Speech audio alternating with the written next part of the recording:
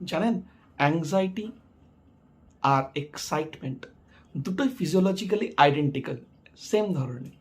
Body বোঝে না যে অ্যাংজাইটি আর এক্সাইটের মধ্যে ডিফারেন্সটা কী। সেই হার্টবিট বেড়ে যায়, সেই হাত পা কাঁপতে আরম্ভ করে, সেই ধক ধক ধক ধক, সেই নিঃশ্বাস প্রশ্বাস তাড়াতাড়ি করে চলে। এটা আমাদের মন প্রত্যেকটা ঘটনাকে লেবেল করে, ঠিক আছে? লেবেলিং, ইদার ভালো ফিলিংস অথবা বাজে ফিলিংস হিসেবে।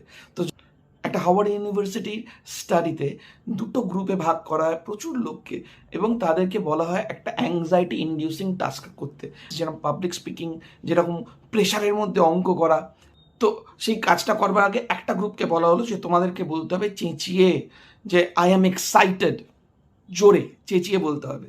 অ্যাজ এ রেজাল্ট দেখা গেল যে এই যে গ্রুপটা, যাদেরকে এই আই এম এক্সাইটেড বলতে বাধ্য করা হলো, সেই গ্রুপটা অ্যাকচুয়ালি বেটার পারফর্ম করলো, তাদের ক্যাপাবিলিটি থেকে বাইরে গিয়ে পারফর্ম করলো।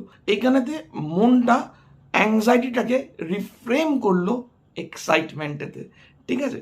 কি হয়, আমরা ভাষা ইউজ করি, ভাষা আমাদের বুঝতে সাহায্য করে, ঠিক আছে? অ্যান্ড এই আমরা যখন বুঝি তখন ফিলিংস দিয়ে সেই জিনিসটাকে ভেতরে স্টোর করি, ঠিক আছে?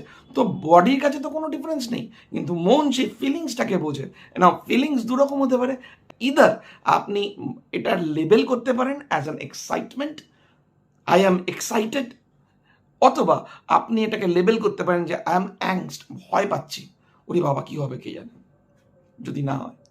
অ্যান্ড আমরা ওইরকমভাবে পারফর্ম করি। সো নেক্সট টাইম অনওয়ার্ডস যদি কোনো অ্যাংজাইটি ইন্ডিউসিং সিচুয়েশনেতে পড়েন, দেন জোরে বলুন আই অ্যাম এক্সাইটেড, এক্সাইটেড।